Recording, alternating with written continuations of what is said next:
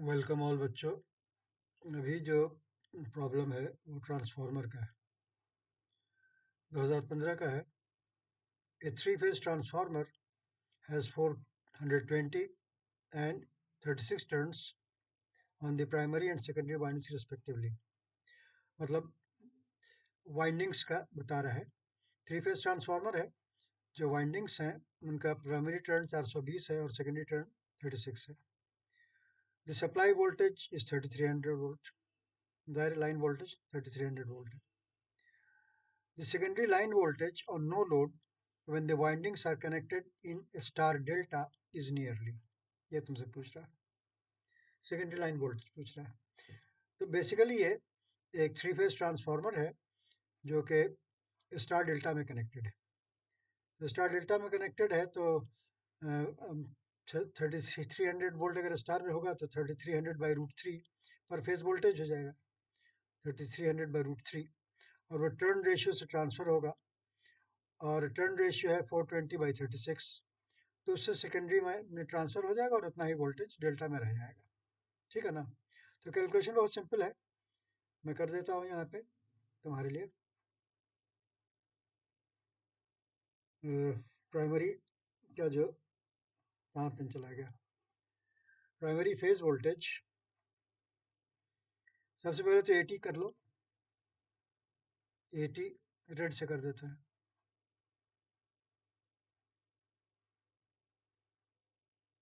Turn ratio,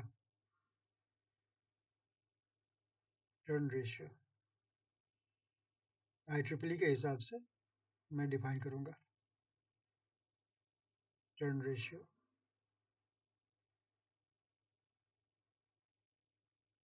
eighty कर देता हूँ, मैं आमतौर पर ए लिखता हूँ, लेकिन थ्री फेज ट्रांसफार्मर 80 यूज़ करता था, इसलिए कि वहाँ फेज सीक्वेंस ABC अक्सर हम लोग करते थे ना, तो इसको मैंने 80 कर दिया। Is equal to NHV/NLV, NHV है 420 और NLV है 36। चाहो तो काट लो यहाँ पर, ये हो जाएगा 12×3 = 36 और 6×42, 12×3 = 36 और 6×42, 12×5 = 60, 35, और ये हो जाएगा 12×3 = 36, 35/3 रहने दो।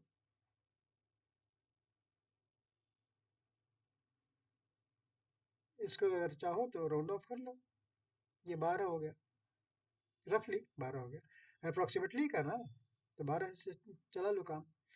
अच्छा, अब तुम्हारा जो प्राइमरी फेज वोल्टेज है, HV phase, primary full phase voltage या सेकेंडरी पूछ रहा है ना, हाँ, तो प्राइमरी फेज वोल्टेज लिख दो।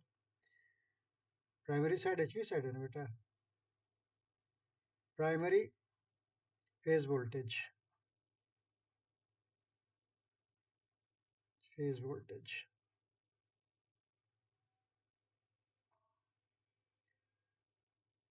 ये हो गया, मतलब VP जो HV साइड का है, ये हो गया तुम्हारा 3300/√3, 3300/√3। अब 3300/√3 क्या हो गया, मेरे ख्याल में ये हो गया 1100 इंटू √3, 1100 √3 वोल्ट्स, यही सेकेंडरी में ट्रांसफर हो जाएगा। तो सेकेंडरी फेज वोल्टेज क्या हो जाएगा, सेकेंडरी फेज वोल्टेज, अच्छा चूंकि ये डेल्टा है इसलिए सेकेंडरी लाइन वोल्टेज ही वही होगा। सेकेंडरी फेज वोल्टेज हो जाएगा 1100 √3 डिवाइडेड बाई 12, 80, ठीक है ना? तो 1100 इंटू √3 बाई 12 करोगे ना, तो ये क्या हो सकता है, इसको काटने की सूरत क्या है, 4 से काटोगे, 4×3 = 12, और ये हो जाएगा 4 दूनी 8 और 3 11, 4 सत्ते 28 और 2 275, 275√3/4।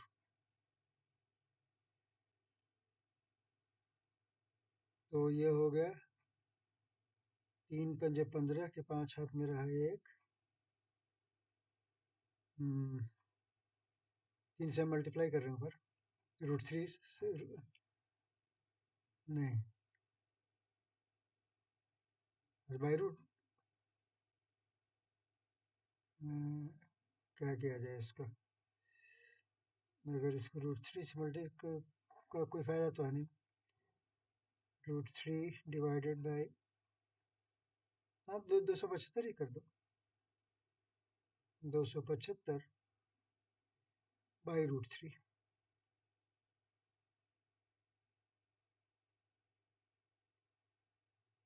तो 275/√3 कितना हो गया?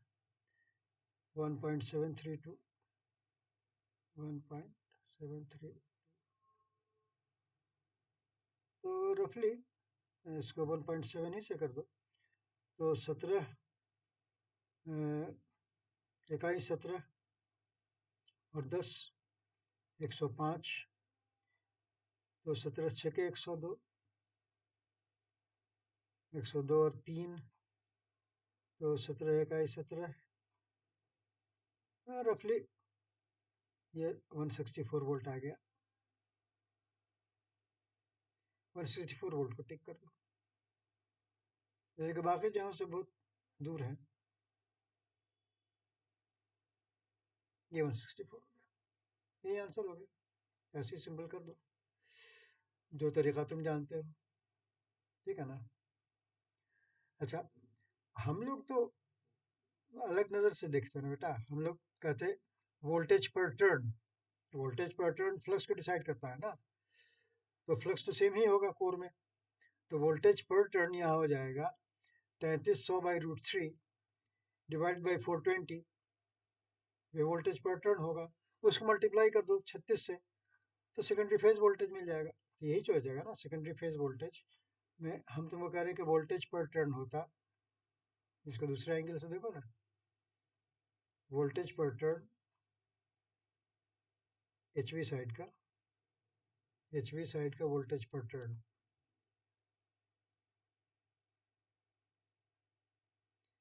और हर एंगल से तुमको समझना चाहिए।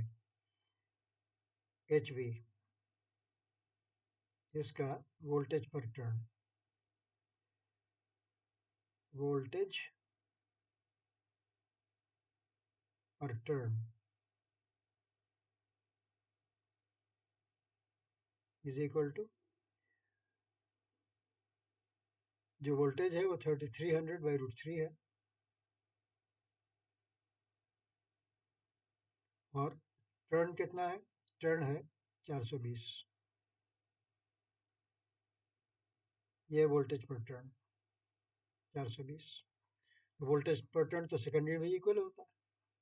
इसलिए secondary voltage, secondary phase voltage, जब इसमें टर्न रेशियो वगैरह की जरूरत नहीं पड़ेगी, इसमें खुद ही समा जाएगा। Secondary phase voltage is equal to, secondary में टर्न कितना है? 36 into voltage per turn. Voltage per turn को यहाँ पर लिख दो 3300/√3 बाई 420। ठीक है ना? तो यही चीज़ हो गई ना। 3300/√3 बाई जो तुमने सेकेंडरी फोर वोल्टेज किया था 12, वो यही है ना। ये 36 इकाई 36 और 6, 6 42, 36 दूनी 72, तकरीबन हो गया। इसी का उन्होंने किया था। इसको किया था 6 छके 12 23 36। इसको किया था 12 23 36 और 6 42, 12 पंजे 60, और इसको ऑलमोस्ट काट करके कर दिया था 12। तो सेम रिजल्ट आ गया ना, 164 आ जाता। बात समझ रहे हो ना? क्लियर है कि नहीं है? डायग्राम से समझा दें?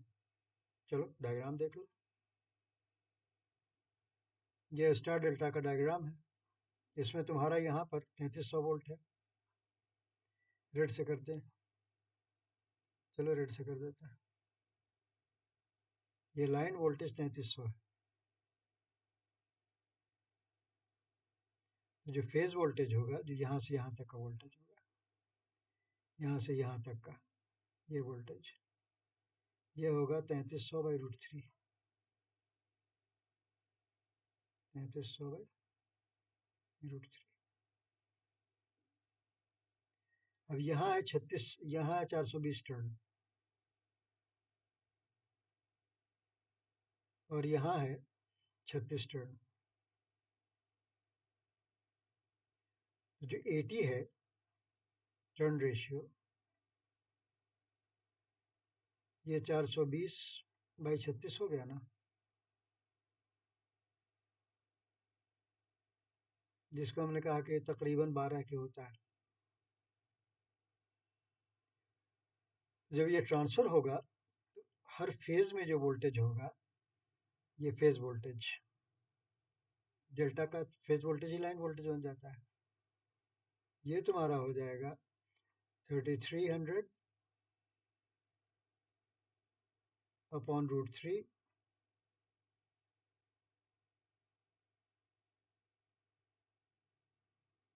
Into turn ratio 12। यही लाइन वोल्टेज हो गया। इसे कैलकुलेट कर लो। ये वैसे ही 1200 कितना आ गया था? 164। 164 आ जाएगा। इसलिए कि फेज वोल्टेज और लाइन वोल्टेज डेल्टा साइड में सेम होता है। ये 420 टर्न्स है, और ये 36 टर्न्स।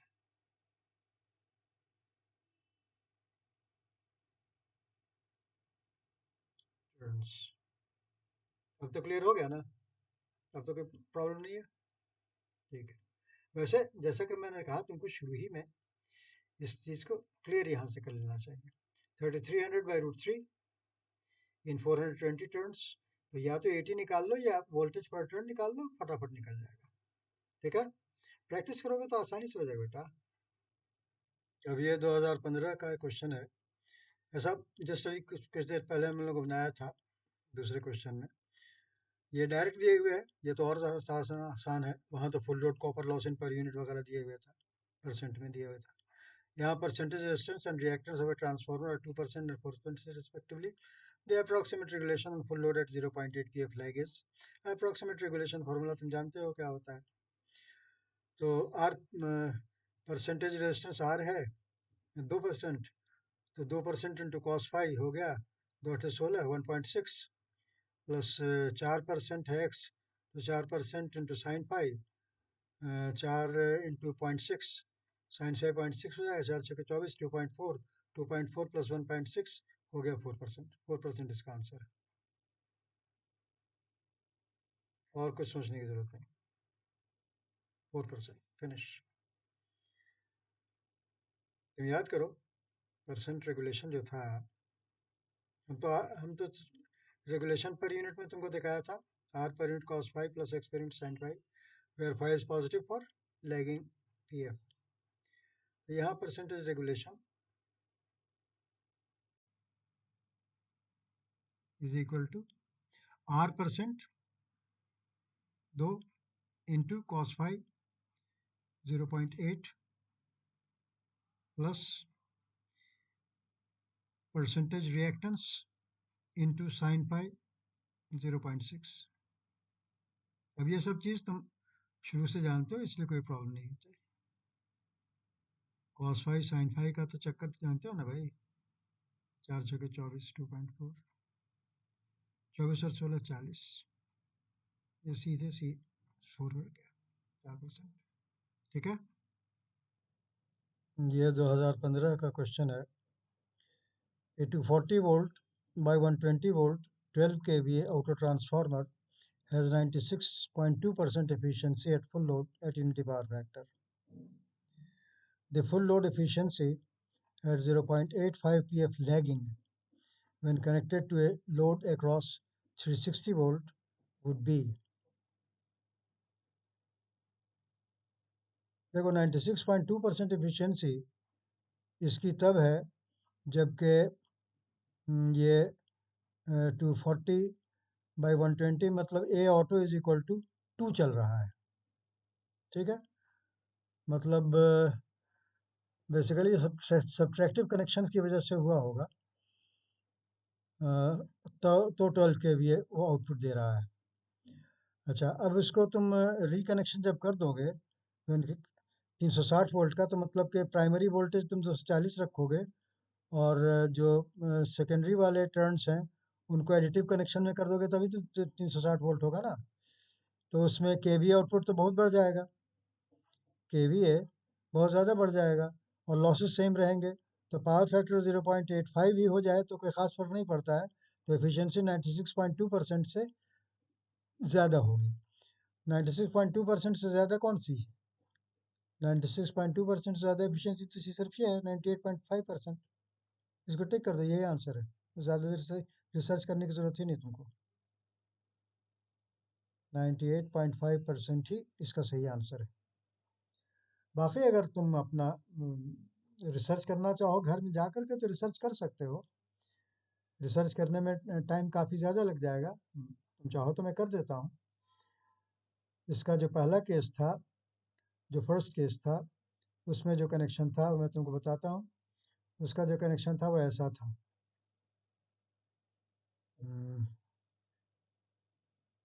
रेडी से बना दूँ?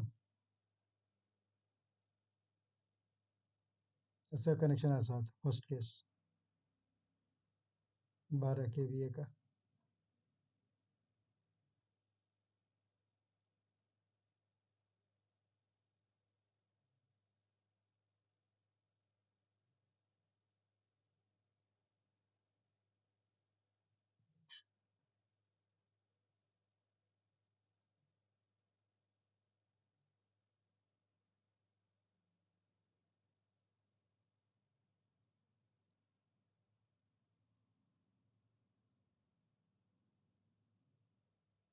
और जिसकी दूसरी वाइंडिंग थी वैसे कनेक्टेड थी।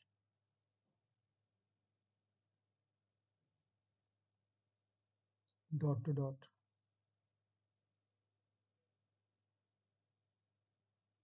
ये ऐसे, ये डॉट और ये डॉट। ये 240 वोल्ट था और ये 120 वोल्ट था। तो तुमको जो यहाँ वोल्टेज मिला वो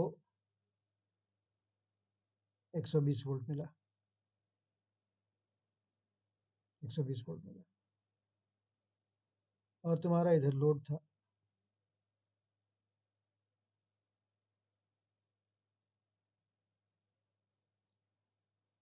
ठीक है ना। ये ये कैपेसिटी 12 kVA की थी। 12 kVA का मतलब कि इस पर 100 एम्पियर करंट जा रहा होगा,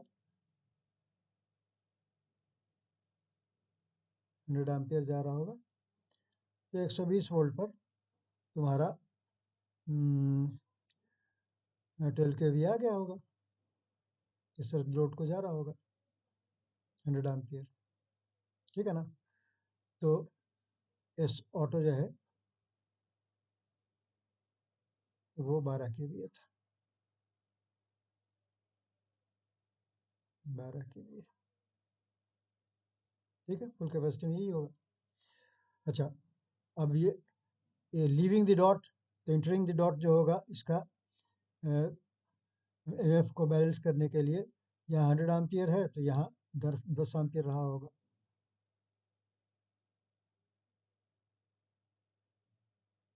ये 10 एम्पियर रहा होगा। अगर तुम डायरेक्शन देखो तो ये करंट इधर जा रहा है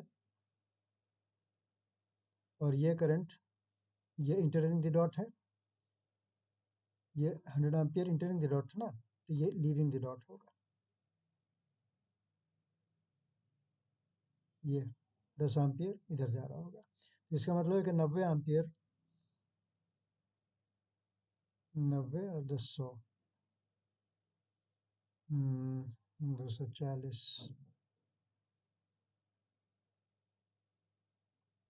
नहीं ये 10 एम्पियर नहीं, रेशियो 10 तो है नहीं, ये होगा 50 एम्पियर, ये 50 एम्पियर होगा, ये 50 एम्पियर होगा, 50 ampere leaving the dot, 100 ampere entering the dot. तो यहाँ का जो करंट होगा वो 50 एम्पियर होगा।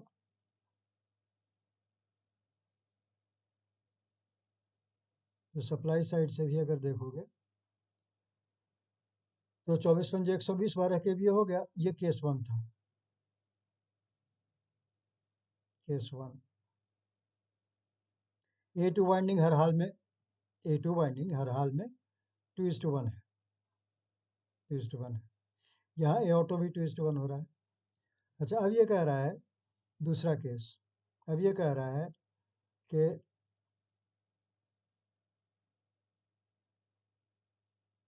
अब कनेक्शन इसमें एडिटिव कर रहा है, 360 में ले जा रहा है।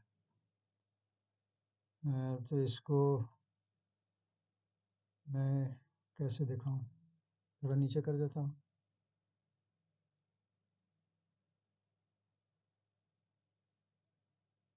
देखा है ना, केस टू ये है, केस टू है ये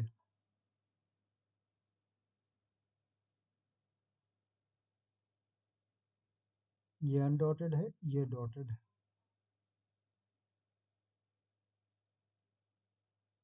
और तुम्हारे ये 240 वोल्ट की वाइंडिंग है, ये 240 वोल्ट की।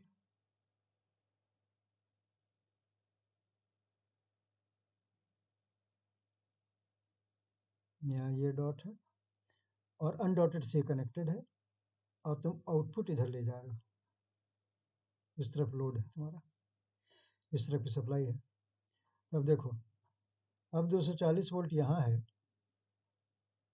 और इसमें 120 वोल्ट जुड़ गया, minus plus minus plus minus plus, तो ये तुम्हारा 360 वोल्ट हो गया, 360 वोल्ट। और तुम्हारा लोड इस पर कनेक्टेड है। अच्छा, अब इसकी जो कैपेसिटी है वो तो 100 एम्पियर ही की है। सीरीज वाइंडिंग तुमको मैंने कहा था कि हमेशा याद रखो। तो 100 एम्पियर जब यहाँ से जा रहा होगा, तो यहाँ का जो एस ऑटो हो जाएगा केस टू में, वो हो जाएगा 36 kVA, 360 इंटू 100, 36 kVA, तो 3 गुना होगा ना बेटा। इधर से भी देखोगे तो वही होगा, 100 एम्पियर अब leaving the dot, 100 ampere leaving the dot है ना, तो इंटरिंग द डॉट होगा 50 एम्पियर। एमएफ को बैलेंस करने के लिए 50 एम्पियर इंटरिंग द डॉट हो जाएगा।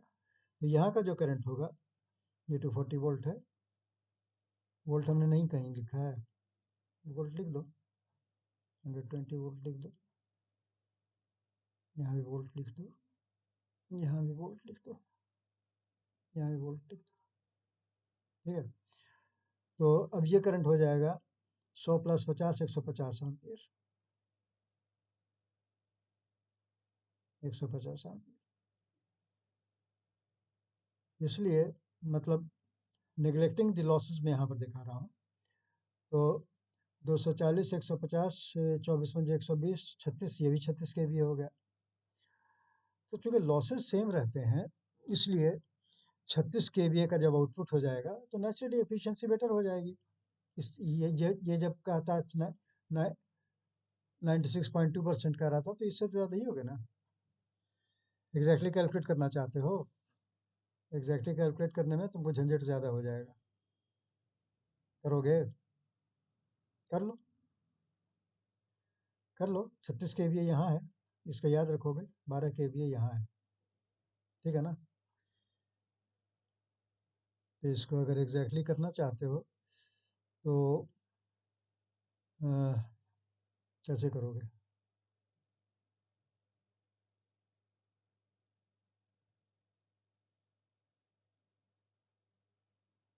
केस वन में,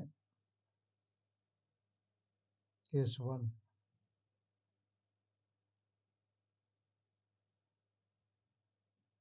केस वन, ये एफिशिएंसी दे रहा है 0.962, 0.962 इज इक्वल टू 12 केवीए का आउटपुट है, 12 into 10⁻³ divided by unity PF है ना 1.0, 12 इंटू 10⁻³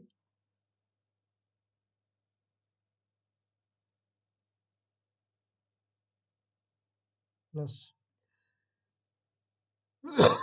देखो वोल्टेज पर टर्न चूंकि सेम है तो कोर लॉस मतलब फ्लक्स सेम है दोनों केस में, तो लॉसेस बराबर ही होंगे हर जगह, लॉसेस चेंज नहीं होंगे। तो ये प्लस लॉसेस, कॉपर लॉस और आयरन लॉस सब सेम होगा, सिर्फ आउटपुट चेंज हो जाता है और कुछ नहीं होता है।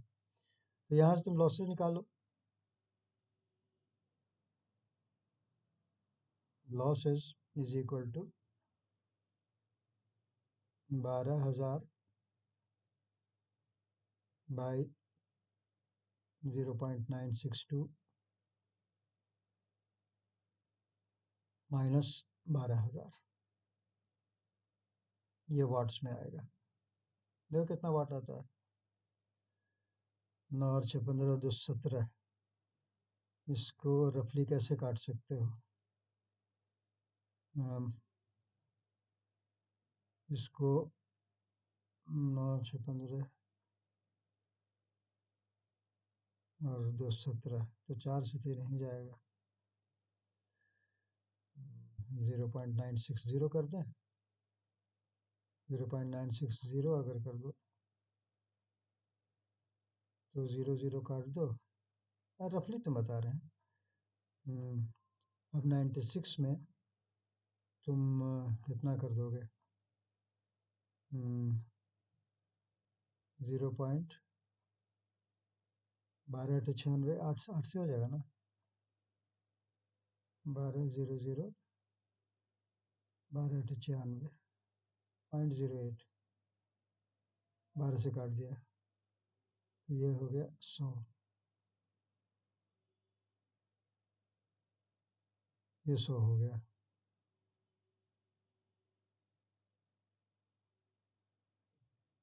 12 के 12 और 2 0 100, ठीक है, ये हो गया।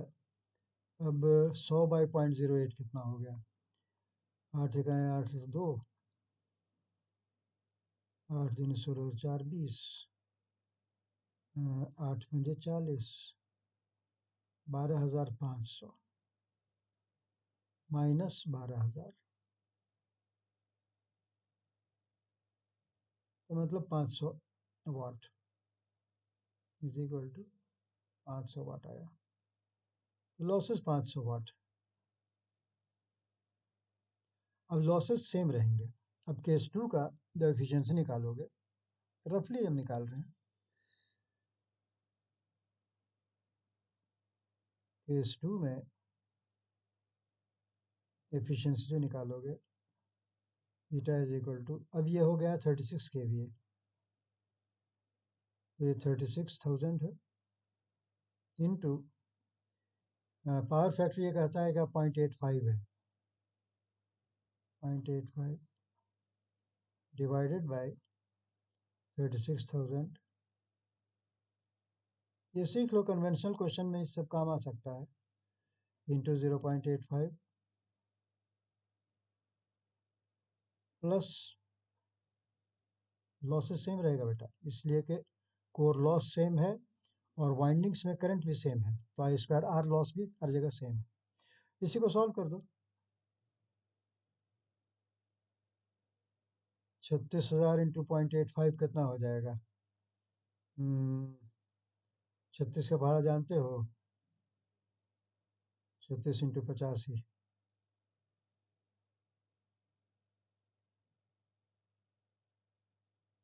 6 पंजे 30 के जो हाथ में रहा 3, 6 8 48 और 3 51, 3 पंजे 15 के 5 हाथ में रहा 1, 3 8 24 और 1 25, ये हो गया 1 5 6, 5 5 10 का मतलब 1 और 2 3, 3060, 3060। ये 36,000 था ना, ये 30,600 हो गया। तो अब 30,600 ये रह गया,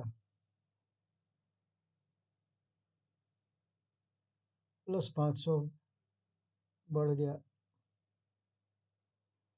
तो जो तुम्हारी एफिशिएंसी आ गई वो 30,600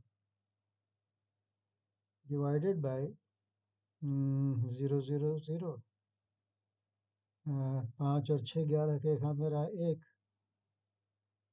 31,100 हो गया ना, 30,600 31,100 हो गया। तो ये तो दोनों कट ही गया। अब 311 है, इसको 312 ले लो, 310 ले लेंगे, तुम कहो कि ज़्यादा कर दीजिएगा, इसको मान लो कि 312 कर लो। तो 312 कर लोगे तो 3 1 4 4 2 6, 3 1 3, 3 0 0, 3 चौके 12, 104, 3 1 3, 3 0 0 और 3 दूनी 6, 102 बाई 104, 2 पंजे 10, 2 दूनी 4, 2 पंजे 10, 2 एकम 1, 51 बाई 52 हो गया, 51 बाई 52। अब हम इसको 50 भी अगर कर देते हैं, अच्छा इसको 50 करेंगे, तुम कहो कि ज़्यादा हो गया, तो ये 0.98 तो हो ही गया ना बेटा। अब टिक कर दो, अब कितना अपनी जान लोगे? 0.98 हो गया, तो इसको टिक कर दो। अब तुम चाहो तो हम कर देते हैं, या यहाँ डिवाइड ही कर देते हैं। हम लोग जो डिवाइड करते थे वो कैसे करते थे वो तुमको बताते हैं। 52 51 ये ज़ीरो डाल करके यहाँ कर देते थे 0 पॉइंट। अब ये 9 दूनी 18 के 8 हाथ में रहा 1, 9 पंजे 45 और 1 46, 468। तो 2 8 10 के जरूरत पर 1 और 6 7 4 11 के एक हाथ में रहा 1 और 4 5, अब ये 420 हो गया।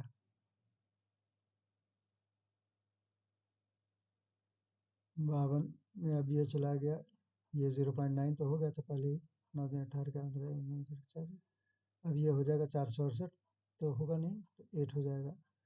8 दिन 16 के 6 हाथ में रहा 1, 8 में 40 और 1 41, 4 6 10, अब क्या 98 हो गया, 0.98 काफ़ी है, इज गुड अनफ, आगे जाने की ज़रूरत नहीं। 0.98 के करीब सिर्फ यही था, अप्रॉक्सीमेट है क्या ना, बहुत सारा काट छाँट दिया है। लेकिन इतना करने की ज़रूरत नहीं बेटा, तुम सीधे ये भी देख लेते हैं ना, इसमें यही सब ट्रिक है कि क्योंकि ये 36 केवीए हो गया, तो ये 0.85 पावर फैक्टर से कोई ज़्यादा फर्क पड़ने वाला नहीं है। तो आंख बंद करके तुम 96.2% के ऊपर जो भी एफिशिएंसी थी उसको टिक कर दो, वो जवाब सही हो जाएगा। ठीक है, चलो तो आज की एक्सरसाइज काफ़ी हो गई, अननेसरी इसने लंबा कर दिया। ख़त्म किया जाए वीडियो को, अब यहीं पर देख लिया जाए कि रिकॉर्ड हो रहा था कि नहीं। रिकॉर्ड तो हो रहा था, तकरीबन 35 मिनट हो भी गया। तो ठीक है बच्चों, ख़त्म करो इस वीडियो को। Let us call it a day. Have a nice day. I wish you all the best. Good bye and good luck. तुम्हारे सामने रिकॉर्डिंग स्टॉप कर देता हूँ। Stop recording. स्टॉप।